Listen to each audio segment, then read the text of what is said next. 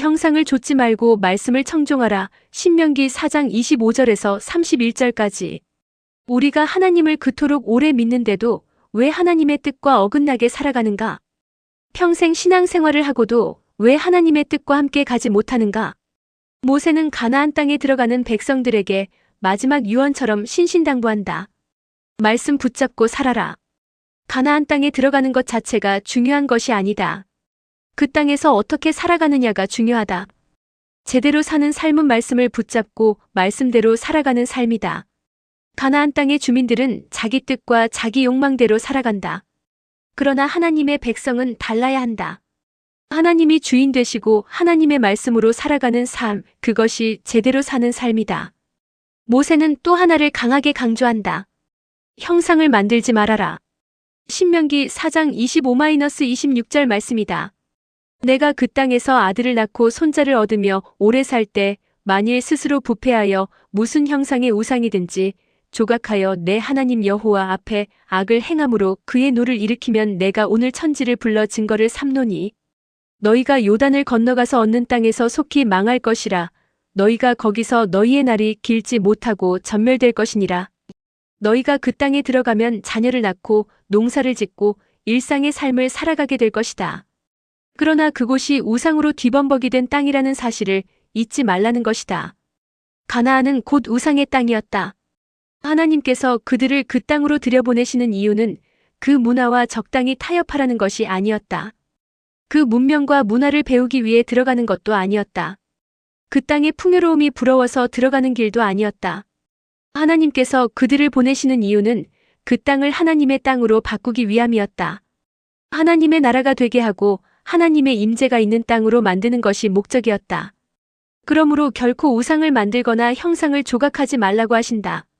가나안 땅에 들어가면 이스라엘 백성들은 우상의 형상을 보게 된다.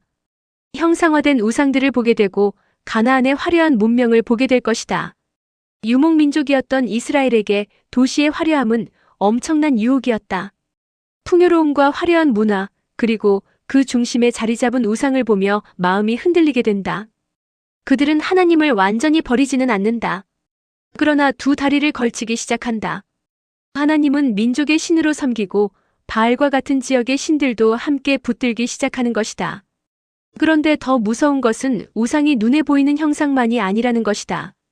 눈에 드러나는 우상은 버릴 수도 있고 고칠 수도 있다. 그러나 진짜 우상은 결국 자기 자신을 우상으로 삼는 것이다. 형상과 우상을 만드는 목적은 결국 내가 주인이 되기 위함이다. 그래서 하나님은 경고하신다. 그 길은 사는 길이 아니라 망하는 길이라고 말씀하신다. 너희의 날이 거기서 길지 못하고 속히 망할 것이다. 우상을 좇고 형상을 좇으면서 그것이 살 길이라고 생각하지만 실제로는 속히 망하는 길이다. 결국 전멸하게 된다. 이스라엘이 아수르와 바벨론의 포로로 끌려간 것은 우연한 일이 아니었다. 하나님의 말씀이 그대로 이루어진 사건이었다. 신명기 4장 27-28절 말씀이다. 여호와께서 너희를 여러 민족 중에 흩으실 것이요 여호와께서 너희를 쫓아보내실 그 여러 민족 중에 너희의 남은 수가 많지 못할 것이며 너희는 거기서 사람의 손으로 만든 바 보지도 못하며 듣지도 못하며 먹지도 못하며 냄새도 맡지 못하는 목석의 신들을 섬기리라. 너희가 그 땅 백성들과 적당히 어울리고 적당히 타협하며 우상 속에서 살아가면 결국 하나님께서 흩어버리실 것이라는 말씀이다. 그리고 결국 헛된 일을 하게 된다. 그동안 섬기던 목석의 신들의 본고장으로 끌려가서 죽도록 그 신들을 섬기게 되는 것이다. 그러나 하나님은 자비의 하나님이시다. 하나님은 언약을 잊지 않으신다. 말씀하신 바를 반드시 이루시는 하나님이시다. 신 4장 30-31절 말씀이다. 이 모든 일이 내게 임하여 환난을 당하다가 끝날에 내가 내 하나님 여호와께로 돌아와서 그의 말씀을 청종하리니 내 하나님 여호와는 자비하신 하나님이심이라. 그가 너를 버리지 아니하시며 너를 멸하지 아니하시며 내 조상들에게 맹세하신 언약을 잊지 아니하시리라. 하나님은 맹세하신 언약을 잊지 않으신다. 반드시 우리를 기억하신다. 그래서 하나님은 말씀하신다. 너희가 돌이키기만 하면 나도 너희에게 내 얼굴을 돌이키겠다. 하나님은 형상으로 다가오신 분이 아니다. 호렙산에서도 하나님은 형상으로 나타나지 않으셨다.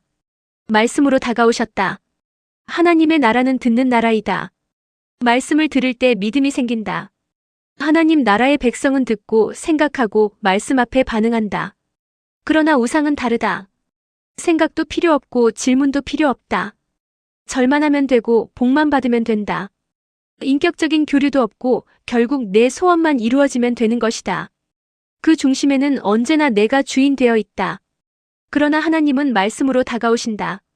자비하신 하나님으로 인격적으로 우리에게 다가오신다. 그래서 말씀을 듣지 않으면 내면의 변화도 일어나지 않는다. 우상과 형상은 내가 주인 되는 삶이다. 그러나 말씀의 하나님은 주인 되심으로 인격으로 다가오시는 하나님이시다. 역대하 30장 9절 말씀이다. 너희가 만일 여호와께 돌아오면 너희 형제들과 너희 자녀가 사로잡은 자들에게서 자비를 입어 다시 이 땅으로 돌아오리라. 너희 하나님 여호와는 은혜로우시고 자비하신지라 너희가 그에게로 돌아오면 그의 얼굴을 너희에게서 돌이키지 아니하시리라 하였더라. 하나님께서는 우리가 돌아오기만 하면 다시 얼굴을 우리에게로 돌이키신다. 왜냐하면 우리를 사랑하시기 때문이다.